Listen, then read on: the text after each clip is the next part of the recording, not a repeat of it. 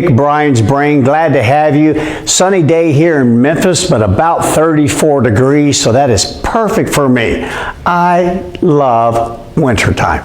I can't stand the heat. Again, raised in Alaska, I love the cold.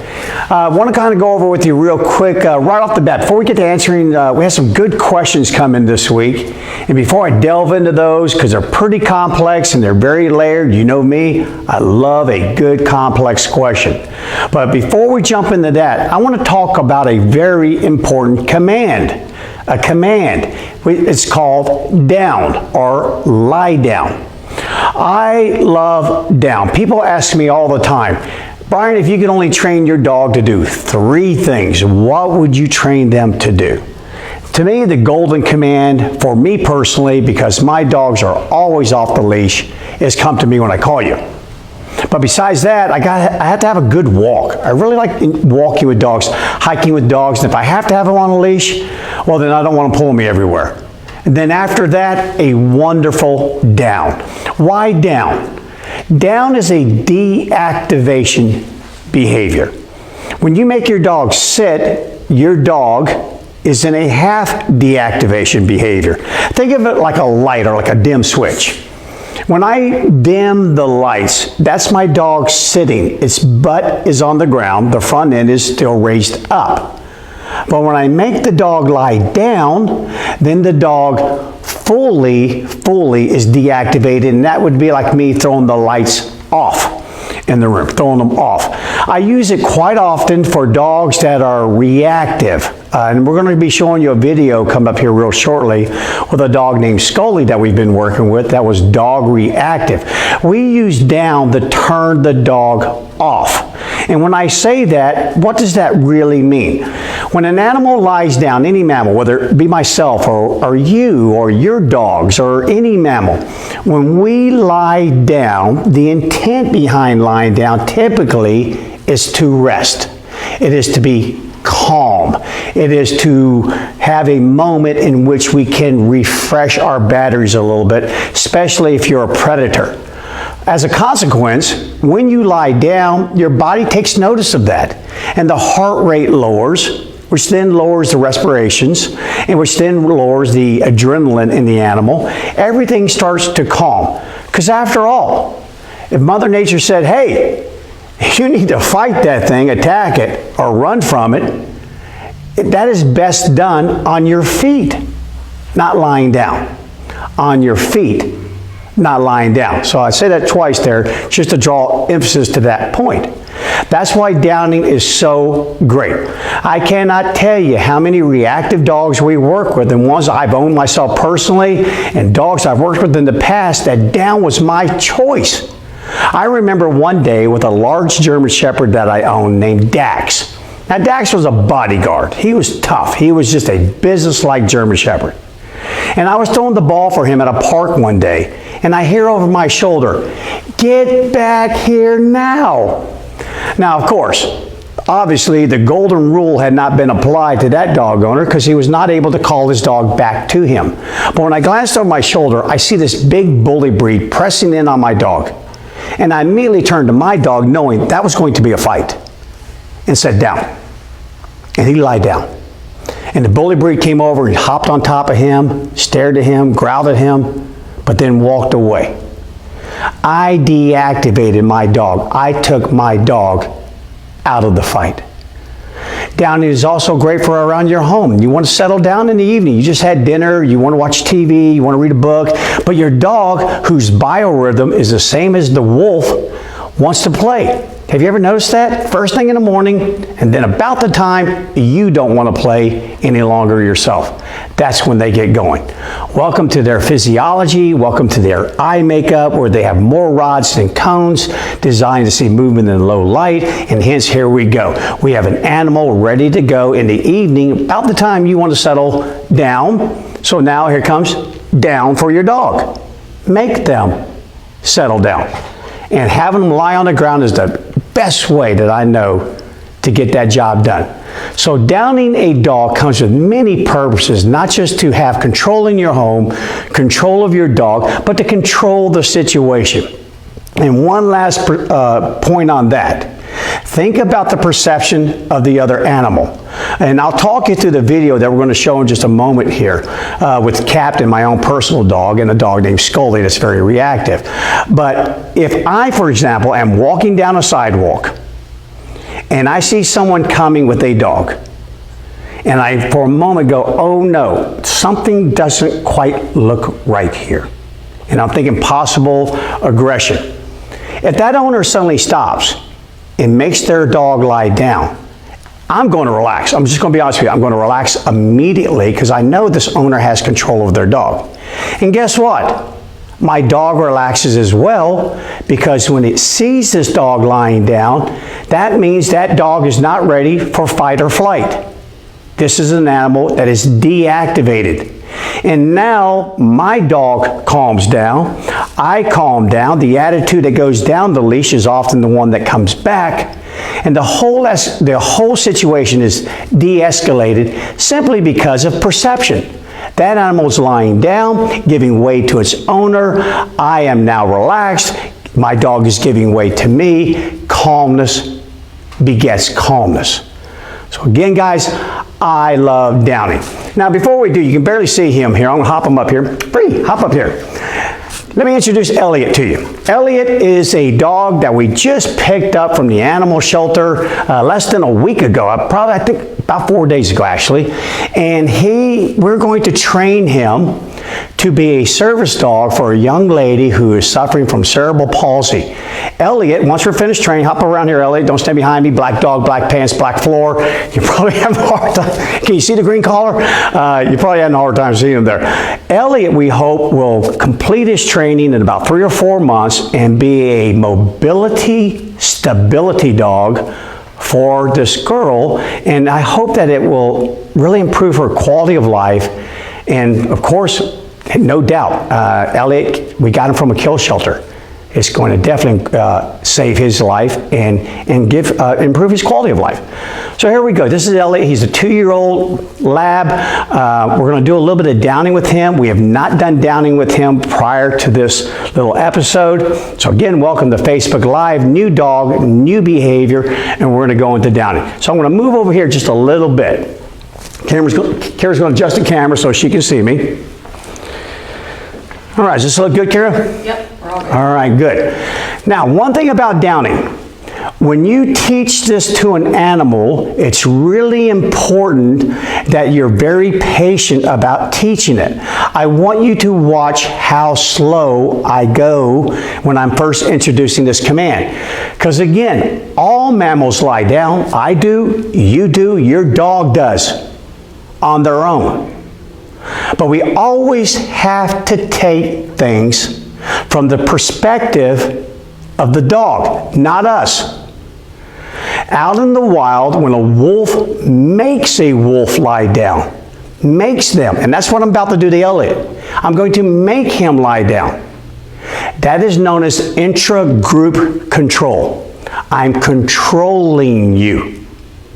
So therefore, when we down our dogs, especially for the first couple of times, they can be a little bit fearful. They can definitely be anxious about the whole situation. I've had dogs love me until the very moment I started teaching down. And then all of a sudden that dog who was very confident around me suddenly goes, we still good, Bryan? Are we still good? Yeah, we're still good. So go very slow until he picks it up, until he starts to learn, hey, downing's cool, because guess what? When I get on the ground, Bryan gives me a treat, a wonderful, wonderful treat, and I kind of get some petting. But what I'm doing is teaching Elliot to lay down upon command. In other words, I'm removing a choice from him. If I say down, you must lie down. All right, so go slow, guys. Okay, so let me take Elliot here, move him over here. I want to make sure he's in the camera. And we're going to start off with a sit. Sit. I'm going to give him a little, and when you do this, make sure that you reward the sit. It is its own behavior. It is independent of the down. And by the way, these are called Charlie Bears, and Kira will later show you a picture of how powerful these treats are around our household. But they do crunch a little bit.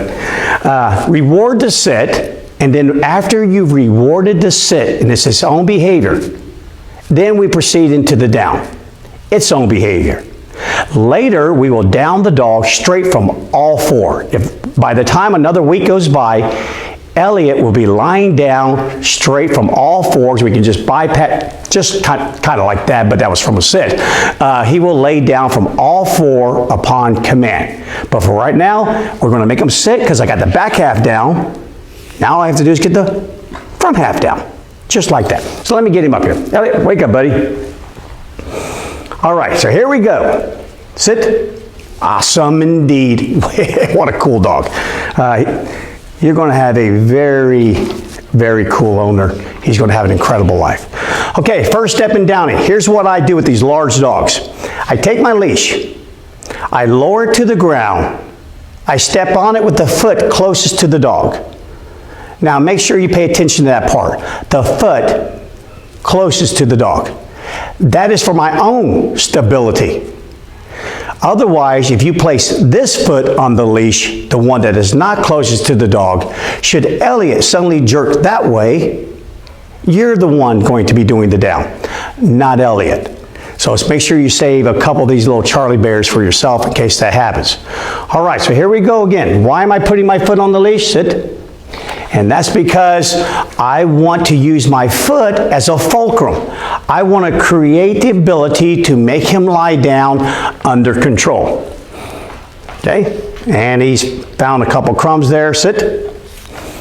And there we go. Good. Once again, brand spanking new dog in training. I'm going to lower my leash, put my foot on it, and command down. Down. And at the same time, I'm going to pull on this leash and press on his shoulders.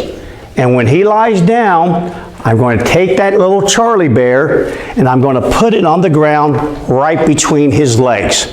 Why between those forelegs? To create a good looking down, a functional down. Again, if I say down, that is a command. And the rule is do it and continue doing it until you're given your next command. I don't want to turn down into lay there and go to sleep. No, it's not that casual.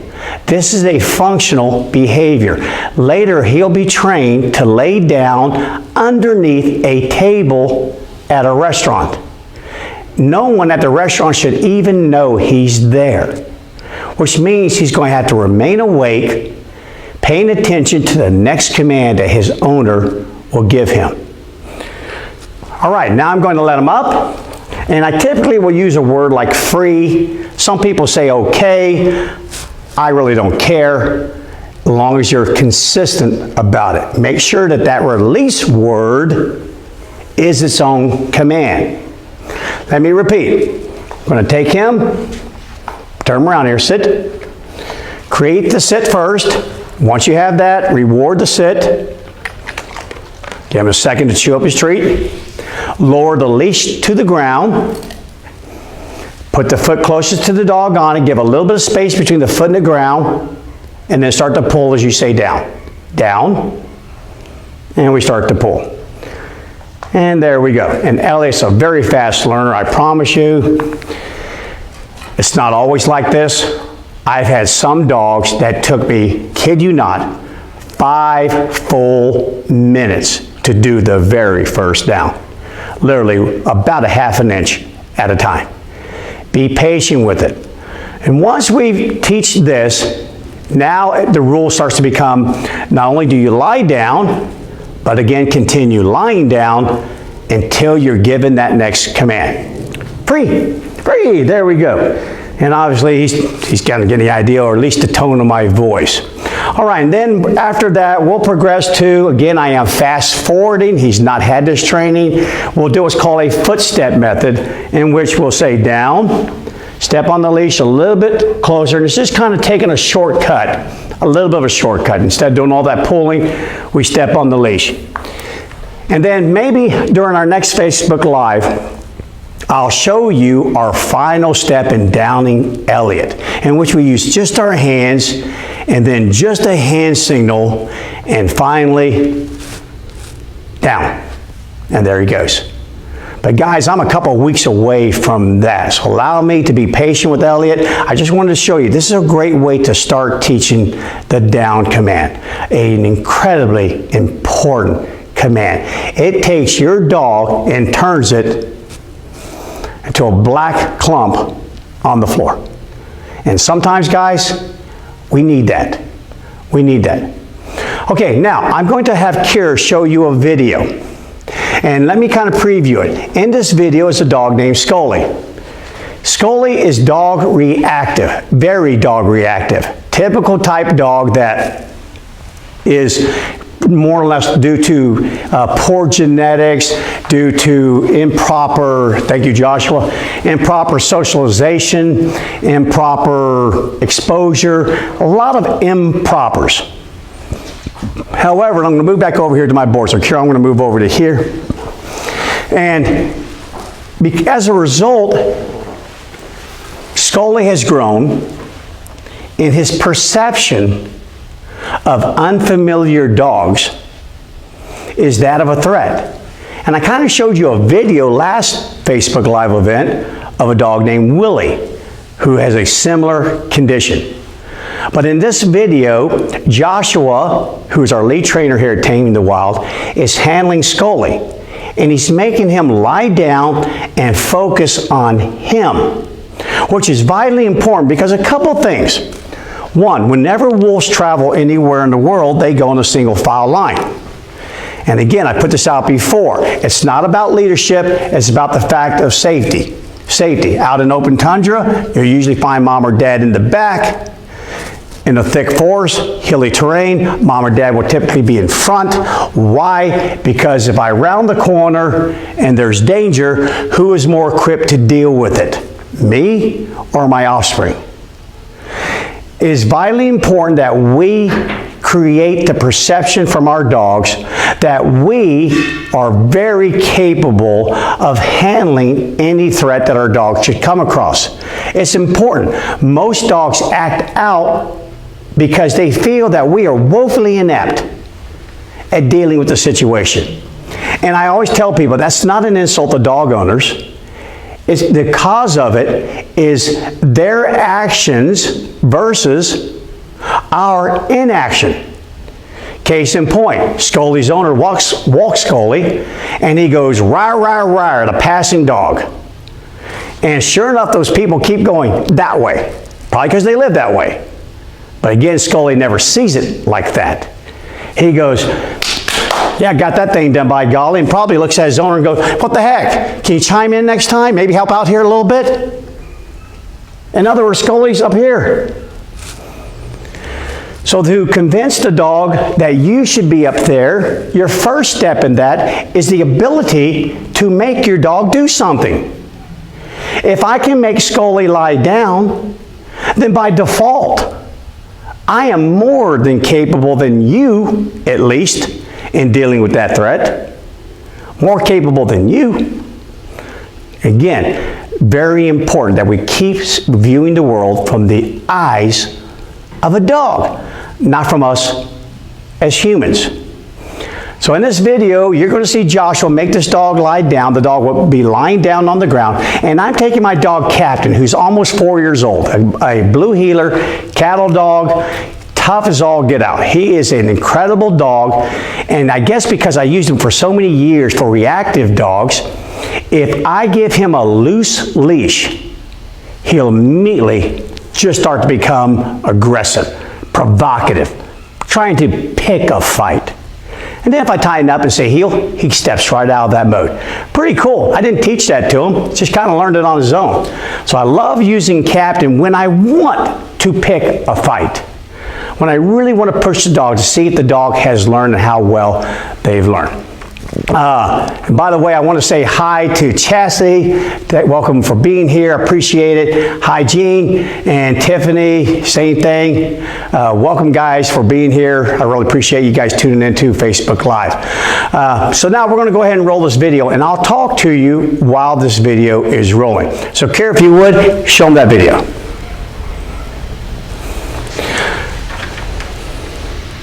Okay, in the video, you'll see me walking with Captain around Scully. Scully's the white dog. And right here, Captain sits. And then I take him and we move in a counterclockwise fashion. And you can see how close I'm coming to Scully. I'm trying to pick a fight here. But again, Scully, who has learned to trust Joshua, to obey the command and lie down, is not hopping up off the ground like he typically would and creating his own ability to solve his problem. Instead, he's relying upon Joshua. Hey, Joshua, you got this thing, right, buddy?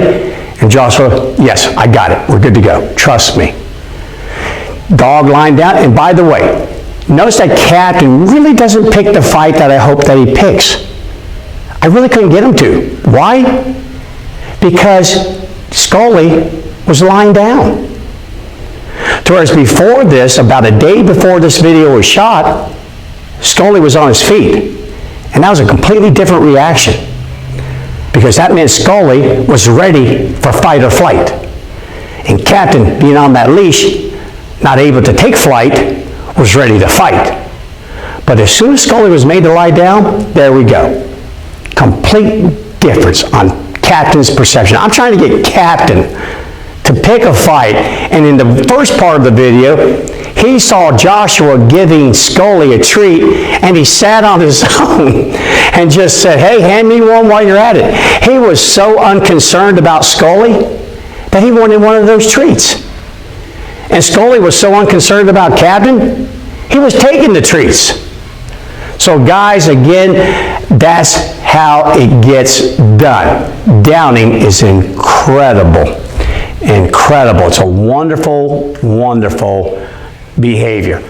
So if you need help teaching down or have any questions about doing downing, reach out to us. We're going to show you more. We're going to make it a part of all these Facebook Live events to do a little training, show you some behaviors that we can use to control our dogs under a myriad of situations, not just a good obedient dog. I'm talking about the animal that is a safety, there were safeties involved, not a liability to other people and other animals. A dog that lowers your blood pressure, makes your heart go pitter-patter, makes you kind of go, that's my dog. Yeah, isn't that cool? Don't you want to have that? I kind of have to have that. I don't want to go, I just got him. And you've actually had him for 3 years. So again, guys, reach out to me if you have that. All right, let's move on. Let's move on.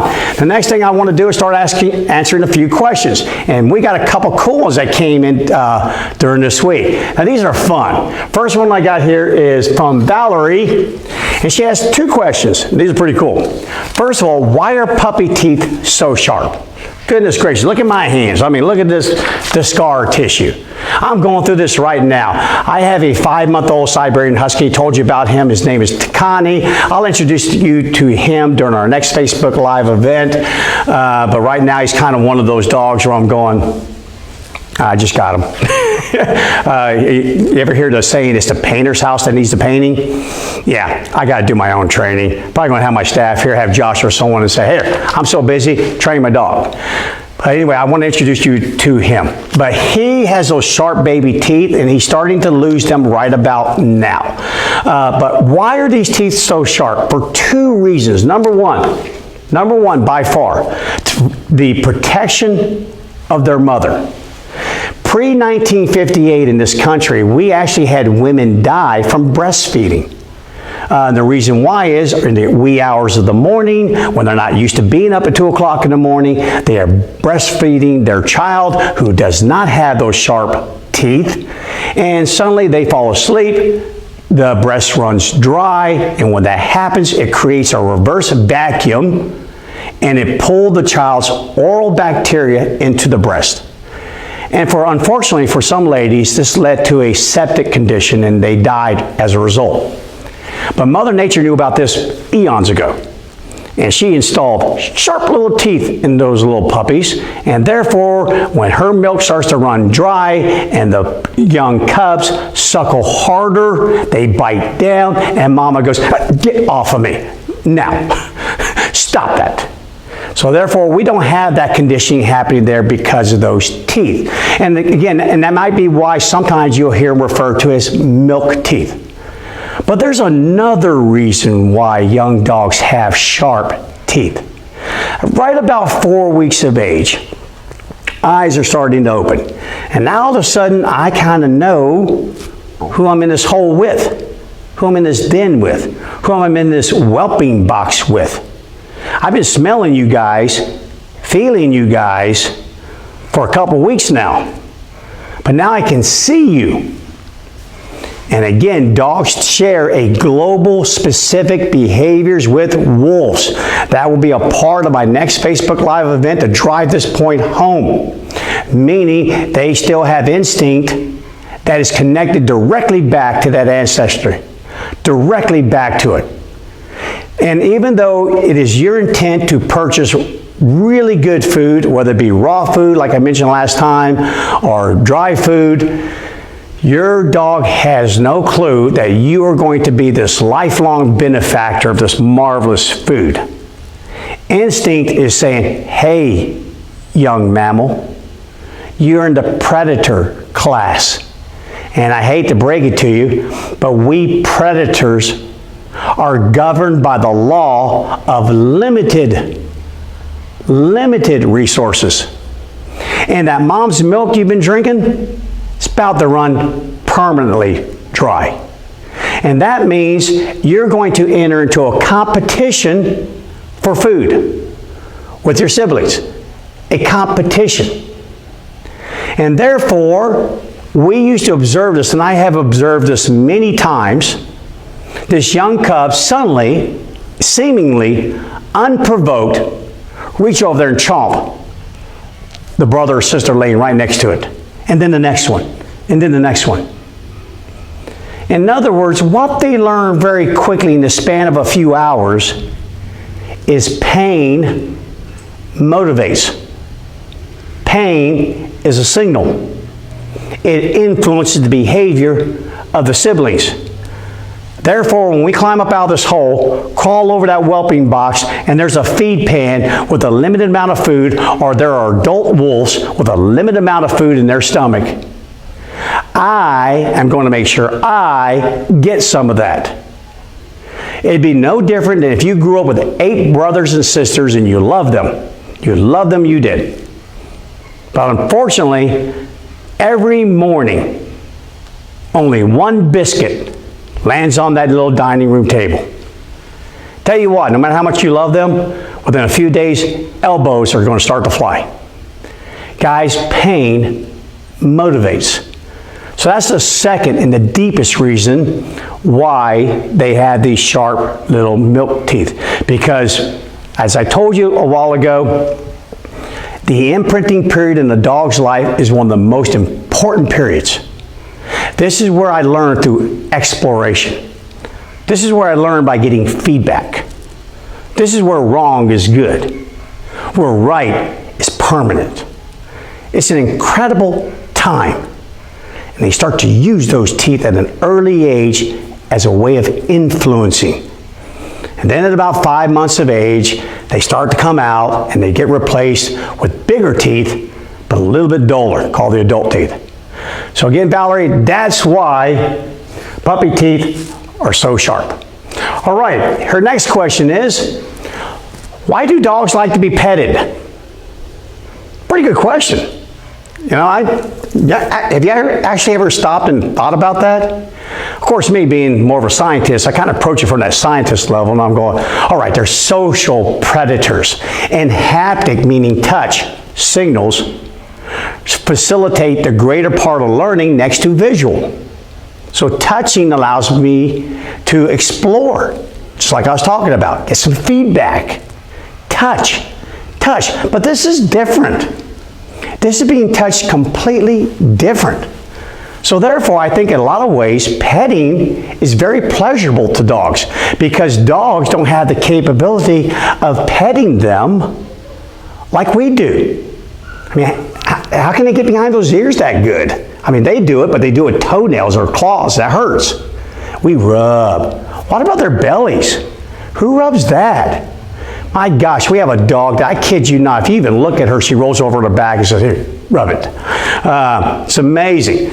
Dogs love to be petted, and I think really just because not only does it make them feel good, we're good, right? If you're touching me that way, you're nice to me, you're rubbing me, first of all, our relationship's all good, right? Good, good. And number two, it just kind of feels good. How many dogs do you guys own that come up to you and bump your arm and touch you? They want to be petted. And I think it just feels good. So I want to kind of show you a couple of human examples. I'm going to ask Joshua to walk up here. He has no clue that this was coming. So Joshua, come on up here and hop on the camera here. And I want you to turn around and face the camera, okay? And I want you to do just whatever comes natural to you. All right, just think about that. Just do what comes natural. Don't look back here. Here we go. I'm going to pet Joshua.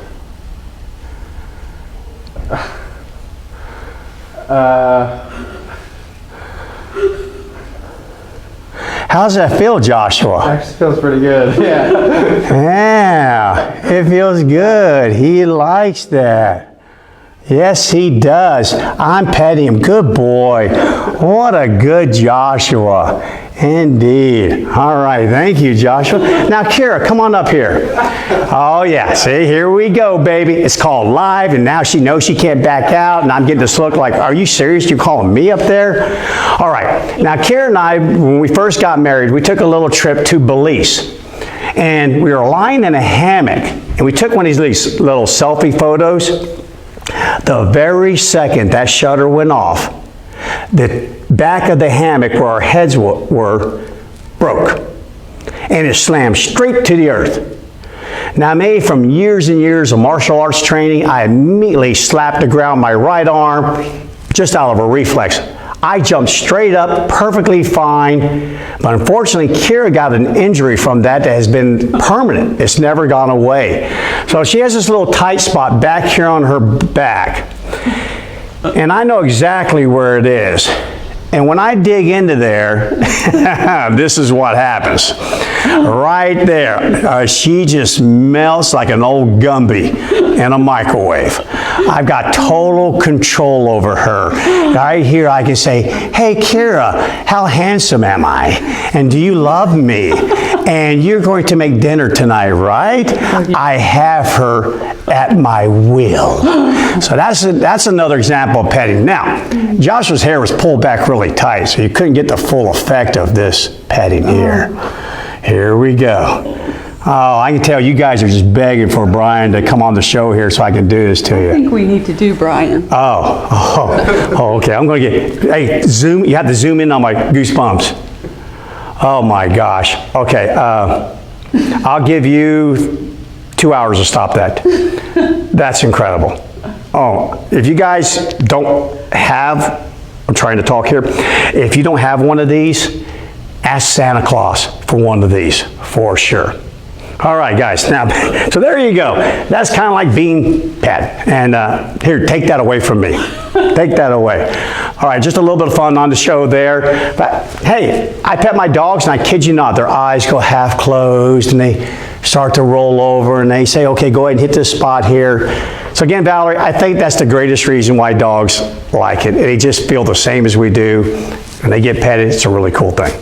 Okay, moving on to the next question. All right, this one's a little bit more of a serious nature. And this comes from our good friend Tiffany. Tiffany has a big St. Bernard.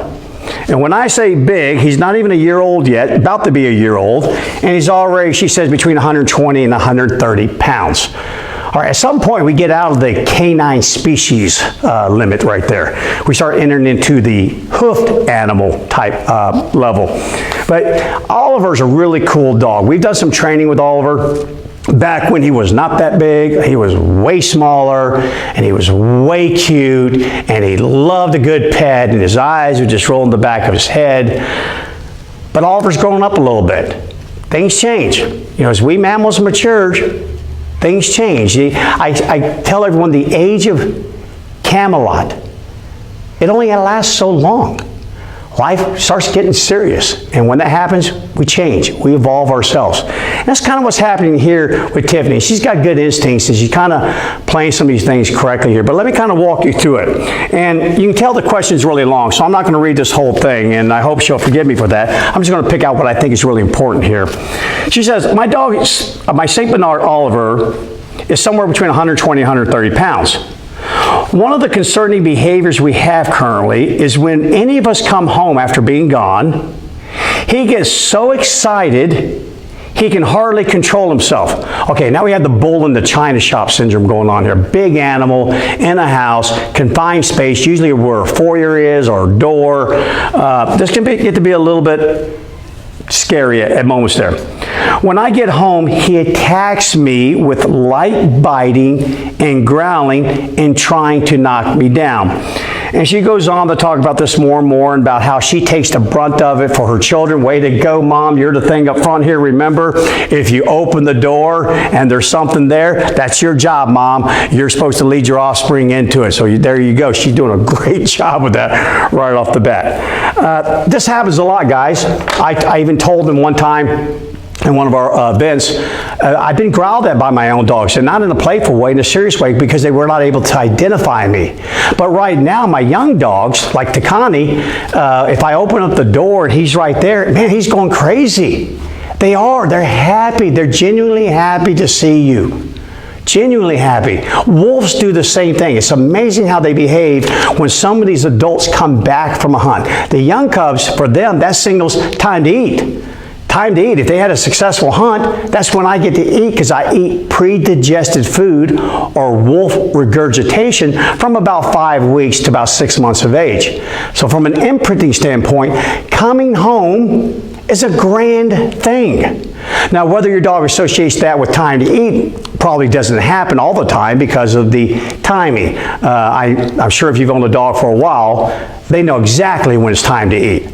Even when we had that daylight savings time thing happen a couple weeks ago, there's our dogs right there by the kitchen counter, spot on what would have been 4 p.m.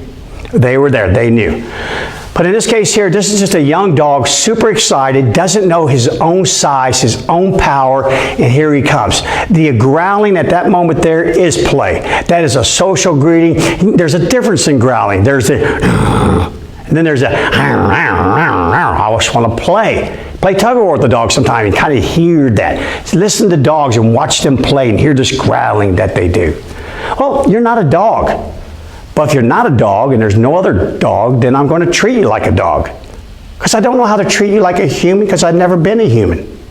So for that, Tiffany, my advice is, knowledge is power. You know this. Work on your control. That's a great time to do down. I cannot tell you how many times I walk on my door. Down. Yeah, I know it seems like a bummer. You know, but they're happy. They want to see me. I feel bad about making them lie down. Well, I'll tell you what. There's nothing wrong with lying down until that out of control moment is over. And it will be in about 30 seconds. Just walk in, down. And if you're already home and you know someone else is about to walk in the door, like maybe the husband or the kids or a friend, hey, Tiffany, do that place thing. Remember where they get on a cot? Yes, let people walk in the door and go, dang, that's a big dog you have over there. Yeah, that over there part. I would work on those two for sure for greeting. Absolutely. Because this is a big boy. He is getting a little bit out of control with that size and power. And next thing you know, people start getting hurt. And he doesn't mean it. They just slam you into the wall and all sorts of things. Hey, get this under control. Walk in that door, down. Right then and there. Get that down sharp. Get it right off an auditory response, or go to your place. And it's not being mean. It allows you to, 30 seconds later, walk up and go, hey, how was your day? I had a good day. You have a good day? Now you can pet. But do that. Do that. I encourage you to do so.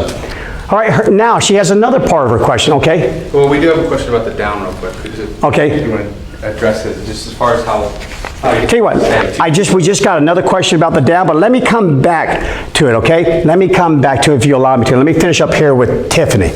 Okay, now Tiffany, because now it gets a little bit serious here. Okay, we had the play thing at the door, but now we're getting a little bit serious. Here's our next concern. Bryan, we are also seeing some aggression with his food bowl and bones. Here we go.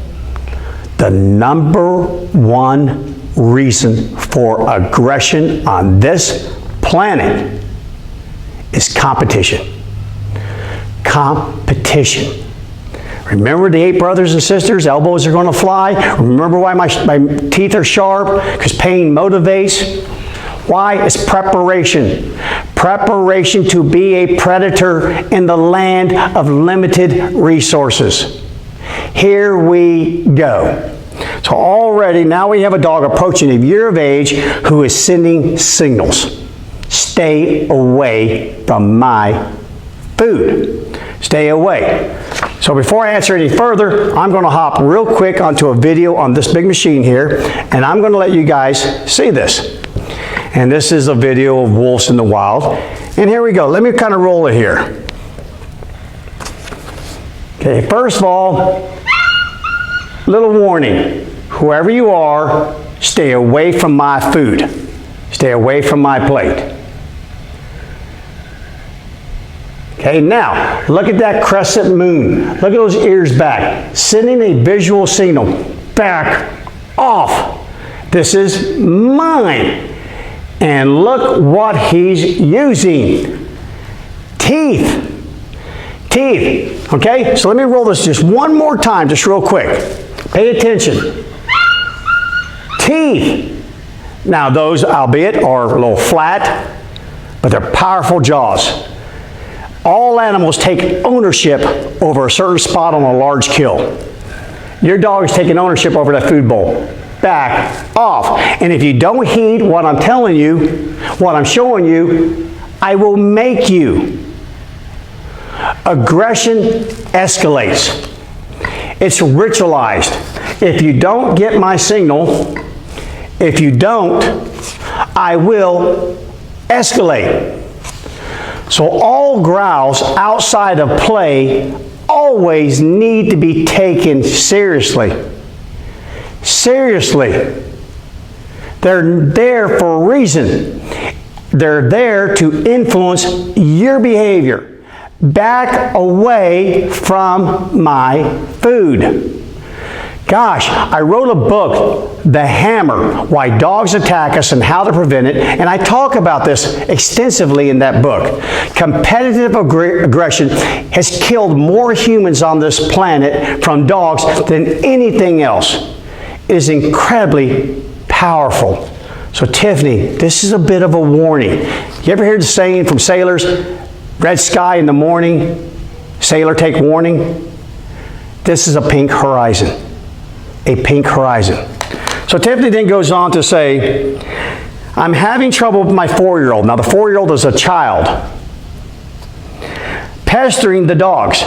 She screams loudly and tries to smack Oliver when he gets anywhere near her food bowl. Or her food, I'm sorry. Well, maybe she does have a bowl. Because she knows he is after it. Okay. No, that has to stop. Again, she's trying to be like the wolf in the video. Hey, way to go, little 4-year-old. But the problem is, you're not that wolf in the video. And Oliver is changing. 1 year from now, he won't be a puppy. He's probably going to be about 180 pounds, full-blown adult. And any sort of smack like that could end up being a fatality. Not just an emergency room visit, a fatality. I can't stress this enough. Be very, very careful. This doesn't mean get rid of the dog and all by, oh my God, it's all dark and doom. Knowledge is power.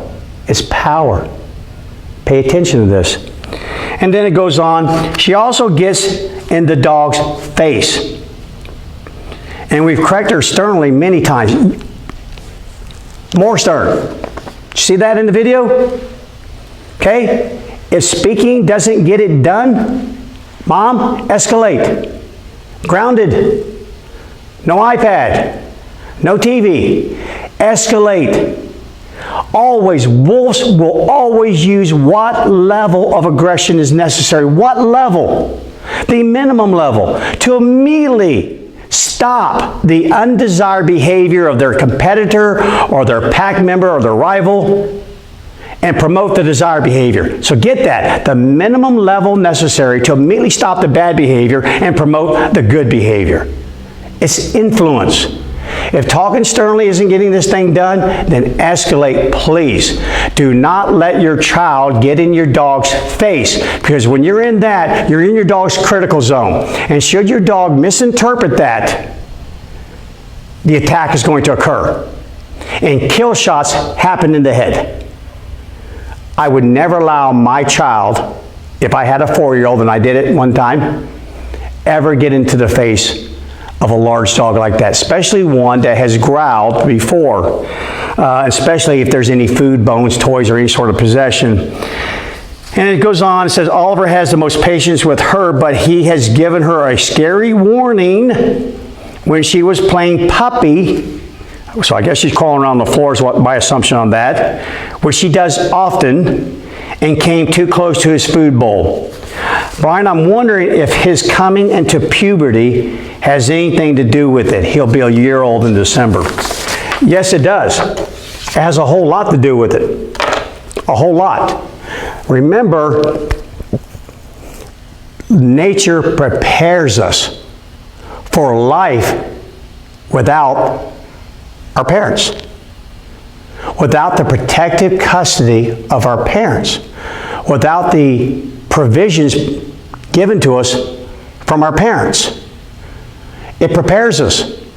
Our right brain hemisphere, the aperture opens widely, allowing you to immediately and correctly identify a possible threat. It allows you to arrive at what's called social awareness, where you know your power. You know who you are in this world. You know how much you can influence another thing. And by golly, you will.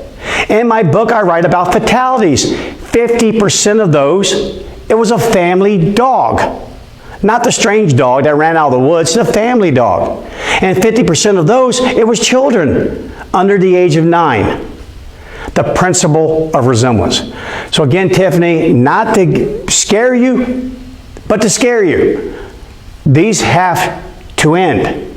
I would not allow my child to approach this dog at all while it's eating. Not at all. And if your dog cares for its food that much that's willing to growl at someone over it, it's probably going to be gone in about 2 minutes anyway. Guys, no more of that. Dog's either in another room eating, child's in another room, whatever.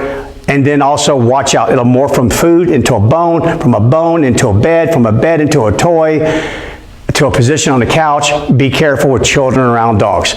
It's great to grow up with them, but by golly, big dog, small child, it either is initial success or it's total failure. There's no gray area with that. So be careful, Tiffany. Hey, you know where to reach me. Reach out to me, and I can go over this with you a little bit more in more detail. Okay, so now on to the question that was handed to me by Joshua. And it says, when you down them, how do you get them to stay down? Mine will respond to down, but is very reactive and only down for a few seconds, then she's back up. Put her down again and again, and she'll get back up again and again. I can't seem to walk away without her getting back up. Tell you what, that's almost like a two-part question, and I'm just going to kind of touch on it lightly because I'm going to nail that thing during our next event. We are going to go over that. Elliot will be ready. I'll show you Elliot. I'll show you another dog, and I'll show you this thing called stay, because that's what's happening. When I'm standing next to Elliot and I say down, that's down. But if I leave, that's stay. Or don't make it so complex. Down means down. It doesn't matter what I'm doing. Doesn't matter what's going on. It's kind of like a car pulling up to a light. Light turns red. Well, what are you supposed to do? Stop. Down. And how long do you stop for? Till the light turns green. So, hey dog, down. Continue downing. Till I give you a green light to do something else. But to kind of give you a little hint until the next event, make sure, A, does the dog know down? Again, as I always kind of show people, Your first job is to inform the dog. Inform the dog. Let me kind of get that in a bigger, wider pencil there. Inform the dog. So what does down mean? Elliot still has no clue. I might as well just say scuba nog. But he will after a period of time. What does down mean? It means lie down. Elbows on the ground, stomach on the ground, you're lying down. Then the next step, so we accomplished number one. We inform the dog what does down mean. Then the next step is, oh, and by the way, you got to keep doing it. So what happens here is this. If I had Elliot still out here, and he was ready for this, meaning he understands what down means, if he tries to get up, no. Meaning in less than 2 seconds, I'm going to say, hey, that's an undesired behavior. I'm going to correct the dog. No, don't get up. Lay back down. And that can start off with something no more than, hey, booey, bad dog, no, to a leash correction. You have to feel it. You have to be patient. You have to work your way to it. You have to allow the dog to solve its own problem just now. To get up and suddenly get a correction without knowing that there's some rule that you have to remain laying down is really kind of unfair. It'd be unfair. But you do have to do it. And you have to escalate it. Till you finally reach a level where the animal runs to what's called a cost versus benefit analysis. And it says, you know, there's a lot more benefit to just laying down here until I'm told to do something else than cost. You just gotta do that. You can't, something has to say, and by the way, Elliot, you kind of have to stay here. Stay down here. Again, guys, 2 weeks from today, I'm going to talk about this at the end. We're going to skip next Thursday because it's Thanksgiving. I'm hoping you're going to be with your family and loved ones. I hope you have safe travels and you're doing that. And then the week after that, we're going to join right back in here. And by golly, get ready because I'm about to get on my soapbox. But I'll talk about that here at the very end of this event. But I will be going over this. I will be. So again, allow me to wait till then, be patient. Just know this, you're going to have to teach a dog what does down mean, and then just remain in that down and don't get up until I tell you to. And then once I've got that, once I know that, then I can add the correction, which then equals this. An incredibly informed dog with incredible reliability. And that's a confident animal right there. You're going to have to do that. And then stay is its own element. It is its own behavior. But get the down first, hold that down while I'm standing here next to you, and start working on how long they can do it, and then for under what conditions can they do it. And that should help you a little bit there. Again, reach out to me if you have any questions on that. All right, going to move on to the next question here. And this question comes from Kathy. And Kathy writes in, she agrees with my attitude about service dogs. She writes, I believe in service dogs, and I'm also with you about how this is being abused. My question, Bryan, is this. Once a dog is certified as a service dog, is this for life? Or do they get to go back for recertifications? Well, Kathy, this may surprise you, but therein lies the problem. There is no certification. There is none. There are no certifying bodies recognized by the ADA. There are none. And there's our problem. Because people can now take their dogs with them and just claim that they're service dogs. Claim that they are. So unfortunately, there is no recertification. Now again, organizations like Canine Companions for Independence, Guide Dogs for the Blind, you bet. When I trained service dogs for children with muscular dystrophy, I had programs for them. All behavior that is not reinforced will degrade to R0, response 0. It will degrade. The old use it or lose it law. And that means that these service animals do have to have periodic reinforcement of behaviors. They do. But typically a really good organization will point that out and say, hey, come back so we can do this training, or we'll send someone to you. So whether you want to use the term recertification or just retrained, reinforce, either way. But unfortunately, unless something's happened that I'm not aware of, I don't know of any ADA recognized certifications for dogs. And that's going to be the problem. Who gets to do that? Who gets to be appointed as the guardian, the gatekeeper of valid service dogs and emotional support dogs versus those that are fraudulently acting like so? So there you go. All right, so Kathy, thank you again. And now the last question I'm going to go over today comes from another Tiffany, not the Tiffany with Oliver, but another Tiffany. And she asked, and I think I've got it here somewhere. Well, I don't, but I memorized it. So welcome to Facebook Live. Okay. Well, anyway, this Tiffany asked, Bryan, her concern is this, that again, you've got a lot of company. For dogs who have had trauma to their necks, whether it be an injury from another dog, an accident of some sort, will a prong collar be as effective as a choke / dominant / compression collar? And I do that because you hear them referred to from many different names. Let me start off with this. And like I said, I'm going to cover this a lot more during our next event. We humans can't help but project our humanity into our animals.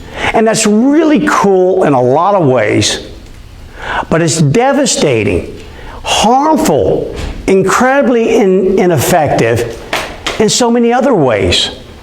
And one of those is this prevailing trachea thing. Oh my God, if I hear one more trachea thing, I'm probably going to pull my hair out. And I got a lot to pull out. The issue with that, yes, there are dogs who can and do have the ability, or they have a degenerative condition in which their trachea can collapse. And great care must be taken with any collar that dog wears. Why do I know this? Because A, I owned a vet hospital for many years. Because B, I made it a point to know it. And lastly, because we own a dog like this. We own one. She's a little Morkie. Little Maltese Yorkie mix named Poe. And if you put any type of collar on her, I don't care what it is, immediately you get to, she can't breathe. She's having a difficult time. And then it lasts for a long time afterwards, after you've even removed the collar and any sort of pressure. So yes, those are valid. Poe has to wear a harness if I want to walk her. There's many, many dogs that do have this condition, but it's usually found mostly in the smaller dogs, the toy breeds, like the Yorkies and Maltese, Morkies, and so on, what have you. More of the toy breeds, and usually they're older. But the rest of these dogs out there, like big old Elliot that you saw, his neck is like a thigh muscle.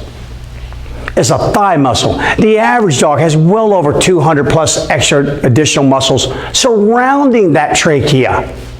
Surrounding it. Why? Because they don't have hands, but they have a mouth and they have those teeth that I've been talking about. And if you didn't have hands and you only had teeth and you had to carry your offspring 100 miles from your mouth, and you had to pull down an animal the size of an SUV so you can have something to eat. Imagine how strong that neck would have to be to support those fangs. Just imagine. That's why dogs grab each other by the neck when they're playing. That's why wolves will discipline their offspring by the neck. They don't want to harm them. They want to make a point. Because that looking thing didn't get it done. That posturing thing didn't get it done. That growling thing didn't get it done. But by golly, let me pin you to the ground. And on our last event, if you didn't get to see it, dial it up, pull it up. It's all recorded. I showed a video of a mother wolf pinning her 18-month-old daughter to the ground by her neck. Now, doing that facilitates two things. One, I don't harm you, but I get to make my point. But number two, just in case you happen to be feeling it today, you can't harm me. I've taken away those teeth, your capability of using them. So a good question. You bet. Which one is better to use? Now, the answer to that question, if you do have dogs who have suffered trauma to their neck or whatever, let me kind of just talk to you a little bit here. A compression collar or dominant collar works this way. It grabs the dog and releases the dog. It grabs the dog and releases the dog. Not meant to choke. Wise call choke, because I guess a dog can choke on it. But know this, as soon as you start to choke, you reach a reactive level, fight or flight, called the red zone, called panic. And there's no learning going on then. Nothing. Simple, pure, simple survival. So you never want to go to that point. But if you compress a little bit, you tap into the instinct of that animal. So that's typically the way that these work. You tap into an instinct that says, uncle, my bad. I guess I didn't get those other signals or I didn't interpret them properly, but I'm kind of starting to pick this thing up. Again, I was using one with Elliot just a minute ago. He didn't look any worse for wear. I'm tapping into an instinct that's eons old.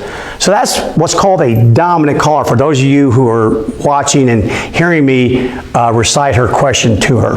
And then there's what's called prong collars. Now, prong collars, granted, oh my gosh, these look like something right out of Dracula's dungeon. Right out of Dracula's dungeon there. Is that good? Can you see this better, guys? Down? That's good. All right, so again, I want to show this to you. It looks like something out of Dracula's dungeon, but know this. These little metal prongs here, that's why it's called a prong collar or a pinch collar, are designed to simulate mom's teeth on my neck. So in other words, the dog is the 18-month-old and these are mama's teeth. And it's supposed to rest on the dog's neck, and then when you apply pressure, your release correction, now the teeth grab. They don't puncture, can they? Oh yeah, of course, yeah, you attach this thing to the back of a pickup truck and take off with it. But what I call reasonable and prudent use, no.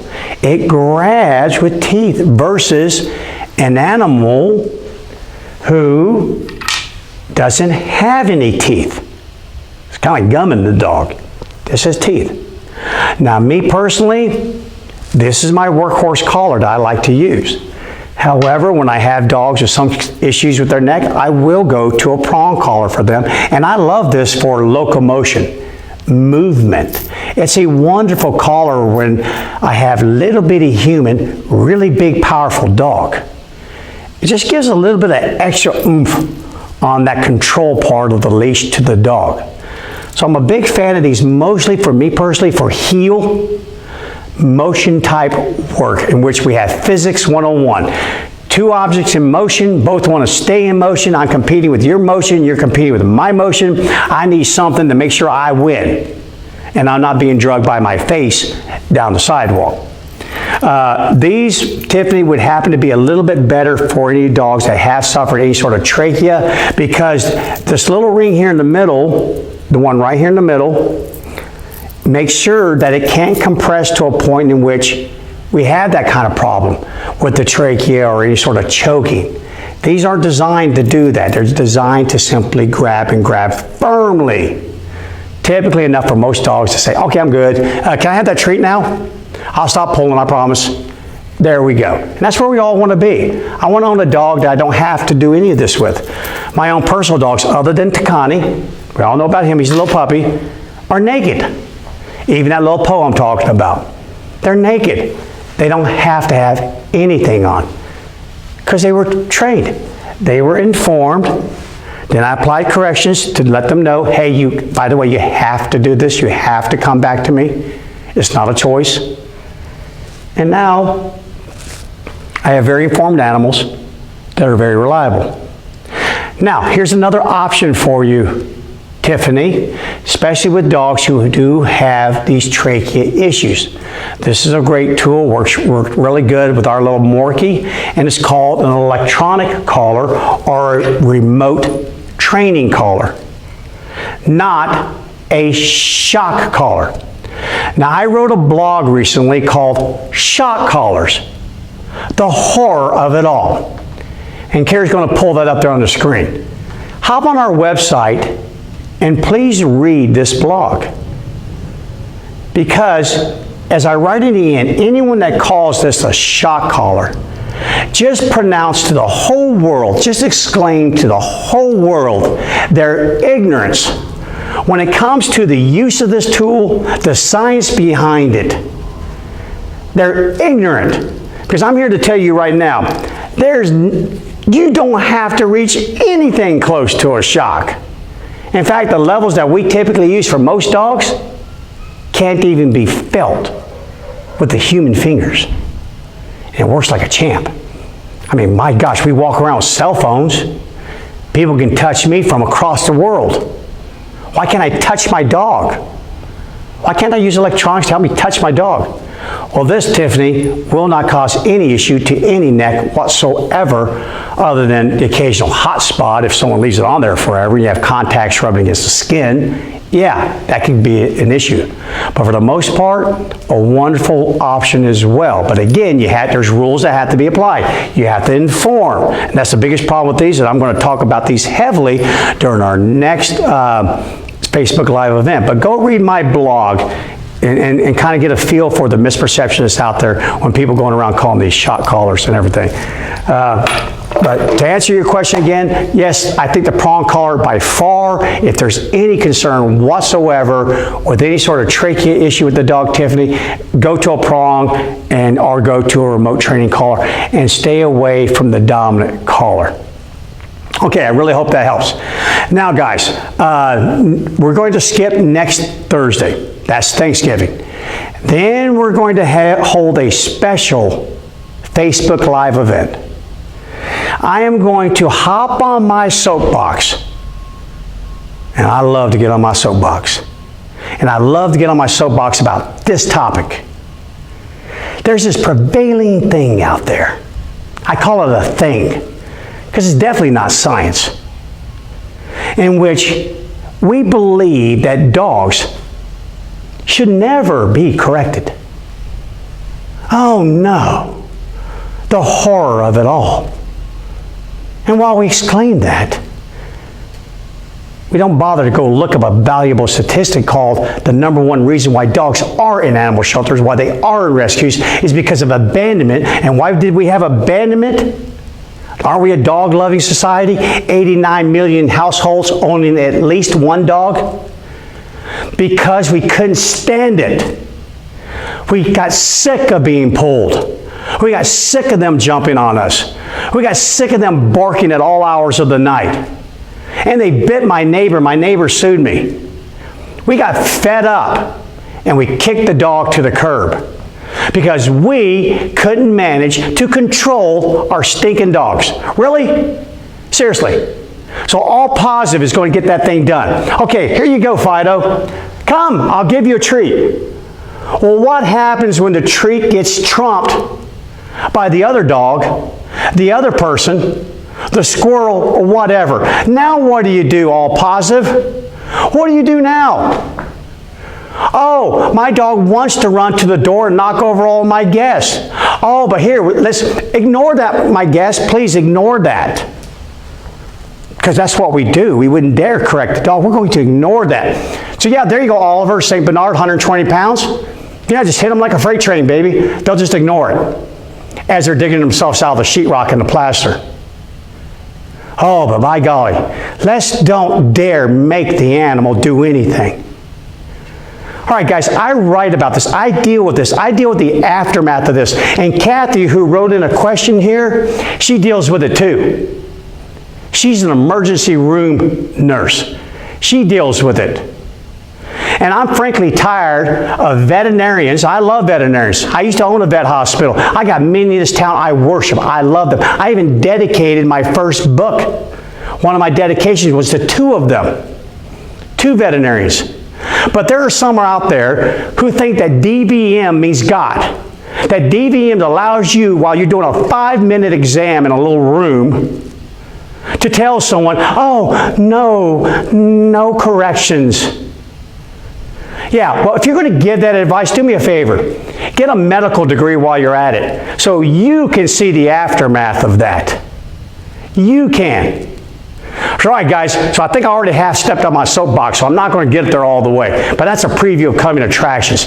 We are going to go down on this thing, and we are going to talk about all positive versus a fair, balanced approach. Balance, isn't that what holds the world together? Balance. Oxygen, gravity, you name it. It's the way the world was supposed to be. It's why they were given teeth. It's the way it was supposed to be. So guys, tune in. And by the way, any of you all positive people, bring it. Okay? I'm calling you out. I'm calling you out right here on Facebook Live. Bring it. You want to debate this with me? You want to ask questions? You want to send something in? Do it. In a spirit of friendship. In a spirit of cooperativeness. Love to hear your thoughts. Love to debate this with you. Hey guys, 2 weeks from today, let's get after it. Let's talk about this thing a little bit there. And anyone that has any concerns or anything, bring it to me. Hey, I am not the knower of everything. I have been enlightened by many things in this world. And I will always, from an open mind, look at any of you. But this is one area I know my stuff. Because why? I've lived it for 40 years. And I've been to the emergency room 5 times myself and have many scars. And by the way, that's new. So give me some feedback on that as well. Tell me what you think about it. Hey, wolf, forest, that's me. But that, by the way, is also covering one of the deepest and ugliest scars that I ever received. So therefore, kind of know a little thing or two about this. But guys, that's enough for today. 2 weeks from today, we're skipping next Thursday. You guys have a great 2 weeks. Please have safe travels home. They're predicting that this will be the busiest travel season in 13 years.